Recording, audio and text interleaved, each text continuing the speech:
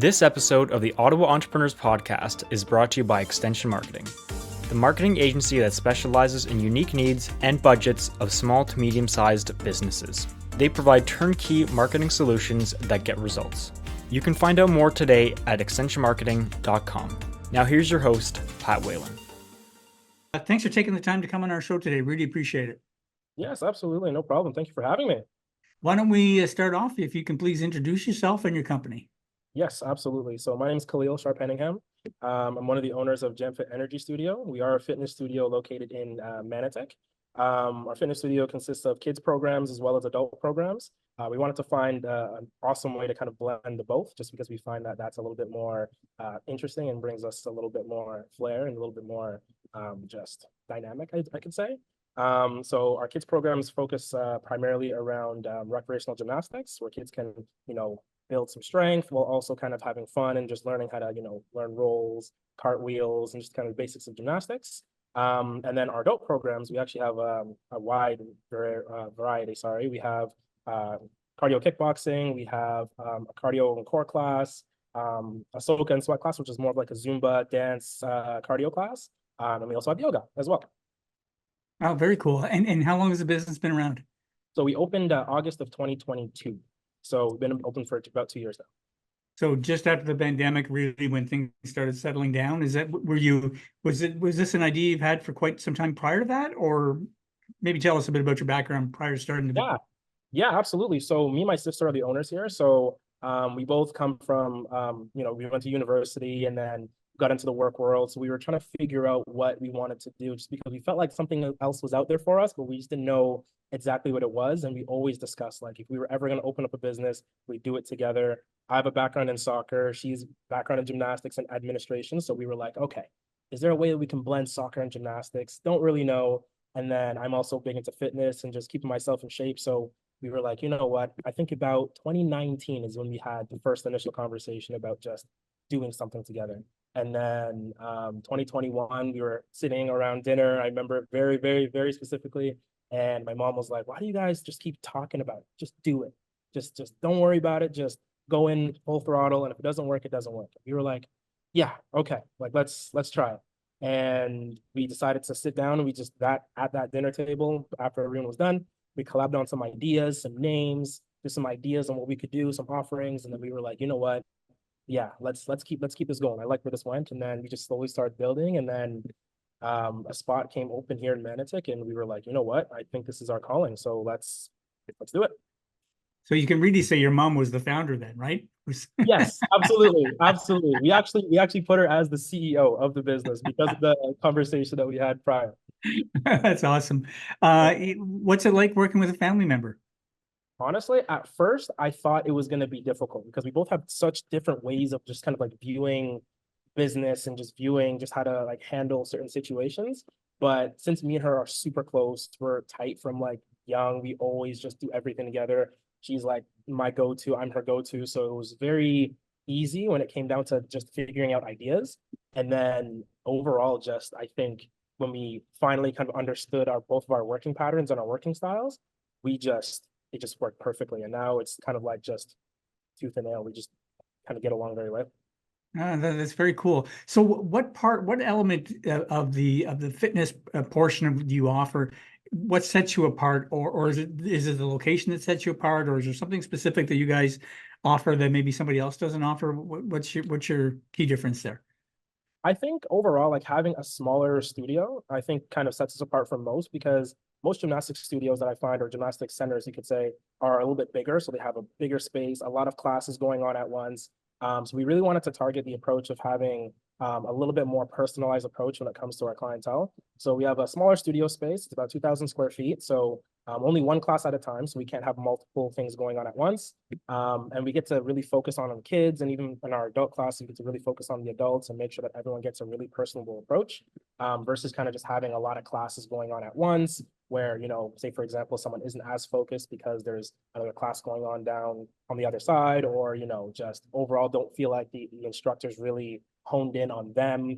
I find that we have a little bit more of like an individual, face-to-face approach with all of our clients.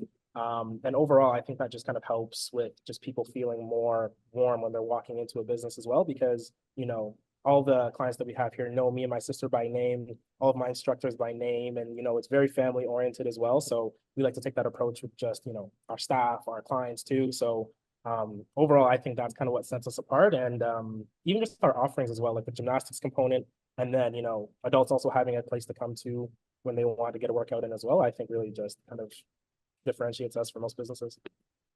And I would think form would be something that would be, in a small group like that, you can correct someone's form. We've all seen larger fitness classes where someone's off in the corner and they're probably doing something wrong. They've been doing it wrong for months or weeks or whatever, because no one's there to correct them. So I would think that'd be a pretty important element of it. Is it, you're preventing injuries, you're making sure they're getting maximum benefit. And is that what you mean by the personal attention? Yeah, absolutely. So even for example, in our kickboxing class, like, we also open the class up for everybody. So it's not like set to who's done kickboxing before, who's, starting up, it's everybody. So whether you're a beginner or you're more advanced, doesn't really matter. We invite everybody in with open arms. So even in our classes, for example, our kickboxing, with the space that we have, we can take maybe about 10 to 12 people.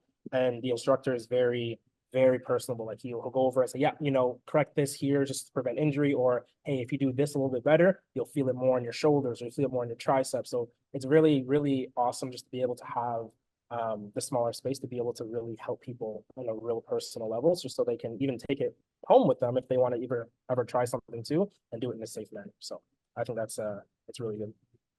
What are the benefits to kids to joining your classes?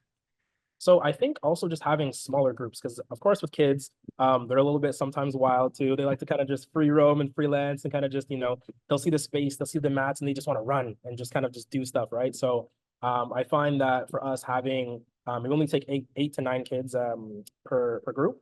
And as I mentioned, it's only one group at a time. So I find with the kids too, it's a little bit more organized. So all the kids, there's not really a lot of space where they can run off to or go and hide or anything like that. So the coaches are all just, that they have all the kids there. I find it's very easy to kind of just get them in tuned and involved with everything going on. And honestly, overall, I think with them too, having a smaller group doesn't make them as overwhelmed to kind of, oh, look, there's a group over there. Let me run over there and see what they're doing. Or, oh, they're doing a flip. We're not doing flips. Let me go. So I find it's really nice to kind of have all of them in a kind of a nice, I guess, smaller group overall, just for the coach one. I think it's good for the coaches too. And then I think it's also really good for the kids that they have the same kind of familiar faces in their group, plus just being able to, just, be able to focus a little bit more with the instructor. And what's the breakdown, kids to adults, from a percentage perspective? Is it primarily a kids oriented, or is it kind of 50-50 split? What does it look like? Overall, I think the kids definitely trump the adults for sure. When we started off, it was we actually had nobody come in for any of our adult classes in the very beginning in 2022. I think about 3 to 4 months in is when we start having some interest in our adult programs. But right now, I would say honestly, it's probably about a 70-30 for the kids for sure. Wow, nice.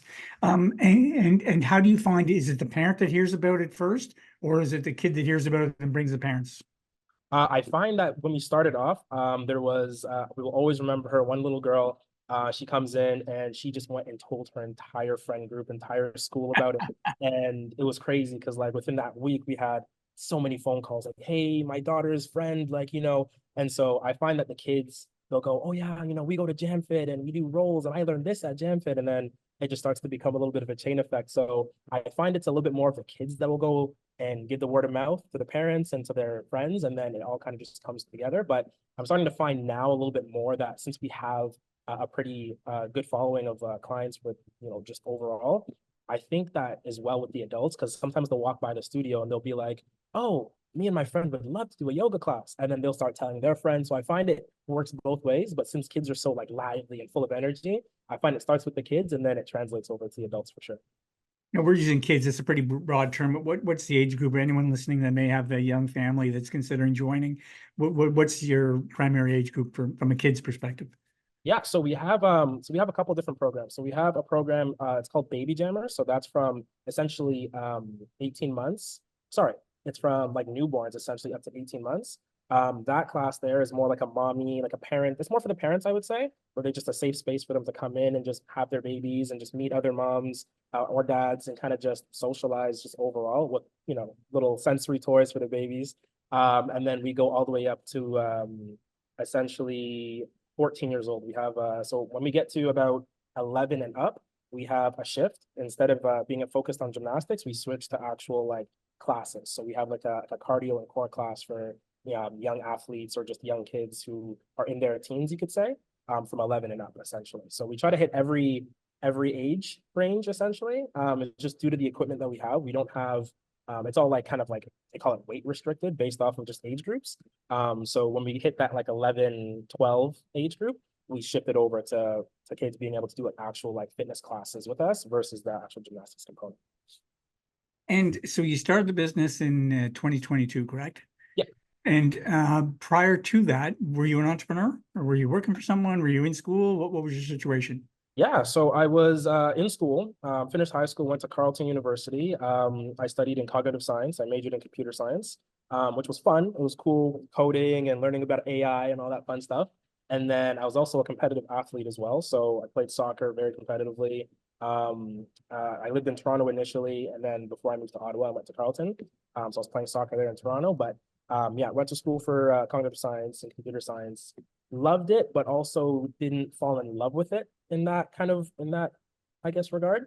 And then I realized same thing. I was kind of like, there's something else out there for me. Don't really know what it is, but there's something calling me. And then I was like, you know what? Let me take a leap of faith and try to do something different. So I went into sales, and automatically I was like, I think this is it. I fell in love with it. I fell in love with the art of the fact that cognitive science kind of also worked in tandem with sales, because being able to just look at the neurological way that people think, and even just in the buying process, was like, oh, I learned this in school, and like, oh, this is kind of similar to use in like a selling manner too, because you have to have a very personable approach with it too. So I kind of learned a bit of both, and I kind of used both of them to kind of cultivate that into my game. And I just fell in love with just the art of just closing a deal and just happy customers and happy clientele. And from there, it was just conversations with my sister. It was like, yeah, I love sales, but there could be something else that we could do, type thing. And then then just that conversation happened, and then we kind of just shifted and went that way. So what advice would you give to someone that's listening that, maybe working full-time or part-time and thinking of starting a business, other than having them call your mom so she can nudge them in the right direction? I would say for sure. Well, the one thing that me and my sister did was we really like sat down and we were like, we don't know. Like the uncertainty was, I think, what scared us the most, just because, I think a lot of people that are running businesses and that are trying to figure out if they should, be an entrepreneur. I feel like because there's a bit of a scared component where it's like, like this could completely fail and I could lose money, or I could, like waste my time, or whatever the case. I think just being able to say, you know what, like I can do this. Like, I think, I have a really good model, I have a really good plan. I think that this could really do something for the community, or do something for, businesses, whatever you decide you want to do as an entrepreneur. And I think you just say, all right, let me just do it. If it's something that you love, whether it's sports or it's, like I was doing computer science, for example, I think there's always something that you can, put your business mind to and kind of just do. So I think overall, it's just a matter of just saying, you know what, I can do this, and just doing it, taking the leap of faith. So regular listeners of the podcast know this story, but you and I just met, so you don't know the story. So when I was in my mid-20s, I started an ad agency back then. And my family, has a very conservative background, also, my God, what if it doesn't work? I said, well, I'm young, first of all, so time's on my side. If it doesn't work, I could always I just bought a house at the time. I could always just, flip over back into the workforce. And it survived for a year, and at the end, it really didn't work. And what was the worst thing that happened? Nothing. I didn't have to sell my house. I went out and got a job. Now, when you're young, you can, there's certain, I think, and this is where I want your opinion, there's certain times in your life, I think, when it's ideal to start a business. Everyone says there's no ideal time, but I also think you've got to make sure you've got your financial house in order. And I think too many people jump into it without doing any kind of research first. And I'm not suggesting you spend years doing that, but I'm curious if you agree with that.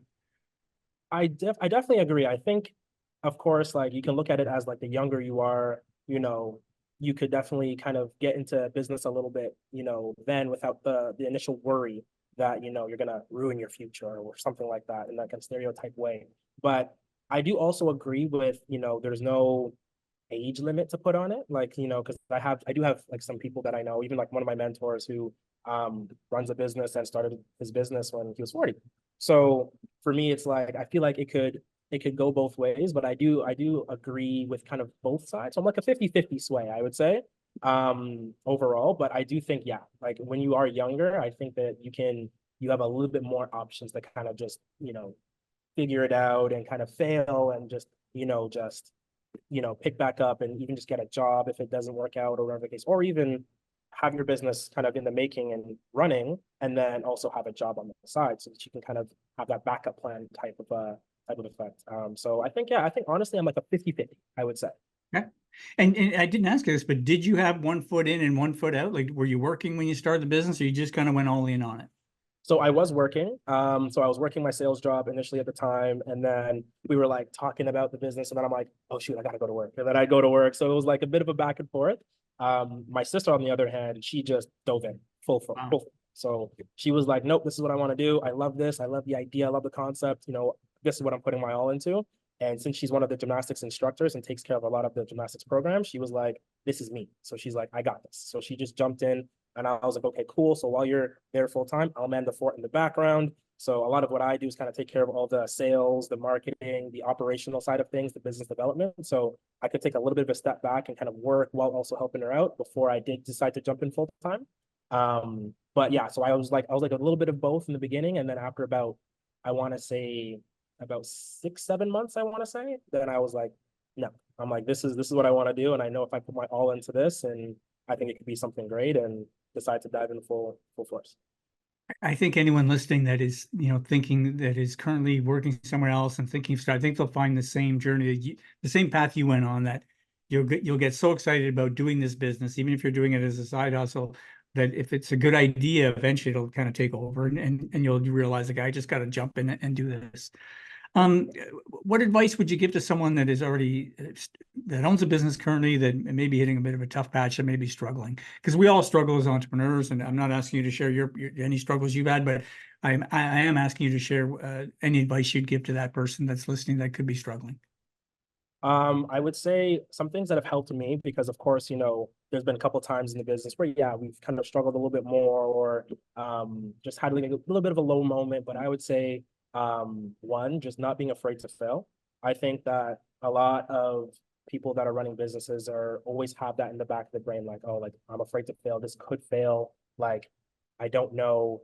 And then, it kind of starts to get to them a little bit. And I also think as well, something that's really helped me, even with just fitness and being able to like teach classes and stuff like that, is just consistency. I think the more consistent that you do things, and just having that discipline as well, to be able to just say, you know what, I know I'm tired today and I don't really want to get up that early to go into the business or to do this, but just saying, you know what, I got to do it. It's just something I'm going to do, and just pushing through the tough times and just saying, this is what has to happen. This is what I got to do. I think if you just kind of stick with that kind of mentality and just know that at the end of the day, like, you're good. Like, this is all for good. And you popped into this entrepreneur world for a reason. And overall, like, you're taking the risk a little bit, but I think that's kind of overall what I would do for sure. And now you have the benefit of having a business partner, someone you can go and talk to, and you're also close to her personally. So I assume that's a pretty huge advantage here, right? That you're not just trying to figure this stuff out on your own. Is that correct? Yep, absolutely. Okay. For someone that's listening that may not have that partner, have you ever had a coach, or how do they go about trying to find someone that can kind of mentor them through any struggles they may be having? So I would say it is amazing having my sister as well, just being able to kind of just go back and forth on just ideas and be able to collab on some things, just because sometimes certain things that I'll see, she doesn't see, and vice versa. So it really helps a lot. And then when we combine together, as I mentioned, since we're so close, we also just kind of like, yeah, that makes sense. Then we kind of just do both ideas, and usually ends up really working out really well for us. Another thing that I've done as well is, since I like to kind of involve myself in a little bit more like events, just to kind of help the business and brand awareness kind of get out there a little bit more.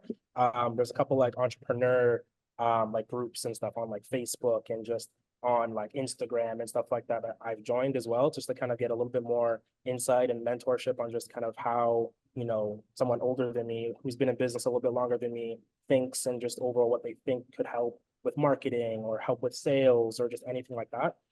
So I think just kind of joining some groups, I think joining or even just finding events to go to where there are entrepreneurs kind of, you know, speaking about business. I think those are fantastic avenues to go to find a mentor. Or if you're as lucky as me, you have a mom that kind of just is there and just kind of helps you. She's a very big businesswoman as well. So she's been doing business her whole life. She's had a couple businesses herself too. So she'll always kind of like, you know, nitpick and stuff, and same thing. It'll open up our mind. We're like, oh my gosh, we never thought about that. And then we'll try it. Sometimes it'll work, sometimes it won't. But I think just having, you know, just kind of some different groups that you can maybe throw yourself into, or even just meet with other business owners around, like it's a small community. So sometimes I'll go over to certain businesses and we have partnerships with some of them too, which is awesome. And yeah, we'll just share ideas and kind of just, you know, utilize each other that way. Nice. Hey, listen, you're in the fitness industry. We're talking to an entrepreneur. I'd be doing our listeners a disservice if I didn't ask this question. So entrepreneurs by our nature, we're working all the time. I think we're notorious for not taking care of ourselves. What piece of advice would you give to someone that knows they should be exercising, claims they don't have the time? Any words of wisdom you want to share there? Similar to what I mentioned before with like just the discipline aspect of things. Like I know that same thing. I'm an early riser. I wake up at 4 a.m. every morning and I, you know, do my workouts and then I try to eat and then I get into business. So it's very, very, very important to kind of make sure that you have energy throughout the day, to make sure that you're eating well, staying in shape, even if it's just going for a walk, you know, for 15, half an hour. But, you know, I am a little bit biased because I am a fitness trainer myself as well. So I'm always like, I think everyone should be fit and everyone should, you know, go to the gym. But I think overall, just, you know, being entrepreneurs as well, we have that level of flexibility when it comes to scheduling, I find as well, where, you know, we're not so busy where we have to work from 4 a.m. to, you know, 9 o'clock at night. I think we can, you know, find little bits in our day where we can say, all right, you know, for an hour, I can give myself, you know, some time to go for a walk or to go to the gym or to eat healthy or just to eat a meal overall. Because, you know, there are days where, you know, I find that we're so caught up into work that we just forget. And we're like, then, you know, we get home and we're tired and then we crash and repeat. So I find like finding a good pattern, even if it's just like a set block amount of time that you have in your day where you're like, okay, you know, from 2 o'clock to 4 o'clock, I'm going to make sure that I have a little bit of time for myself, even just a little bit of time for some mental health, just to kind of debrief, you know, do some yoga, you know, meditate, anything like that, I think is always important. So I think just kind of finding those little windows in your day, which I do believe that everybody has, and just utilizing them to the best of your ability. I agree. I mean, there's lots of benefits to being an entrepreneur, and I think that's got to be one of them. And you know, being an entrepreneur, I'm saying working 24/7, but I don't mean you're at your desk. I mean, you're thinking about it all the time, right? Yeah, absolutely. And hopefully in a positive way. So I think it's crucial that you find some time to take care of yourself, nourish your body properly, and, you know, recharge your batteries, both physically and your mental batteries as well. So I couldn't agree more. Before we let you go, where can our listeners find out more about your gym?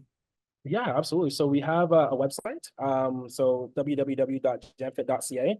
We're also on social media on Facebook and on Instagram as well. We have a LinkedIn page, but we don't use it too much. So I'm trying to start to focus on that a little bit more. But you can find us if you just type in JamFit Energy Studio on Facebook, we'll pop up right away. And then on Instagram, we're jamfit.ca. So you'll be able to find all of our content there, all of our posts. You'll see me in some posts as well. So that'd be pretty cool. And yeah, that's where you'll find us. Nice. Thanks so much for your time today. Really appreciate it. Thank you so much for having me again. If your company or organization is looking to improve your marketing, go to the Extension Marketing website at extensionmarketing.com and book a discovery call today.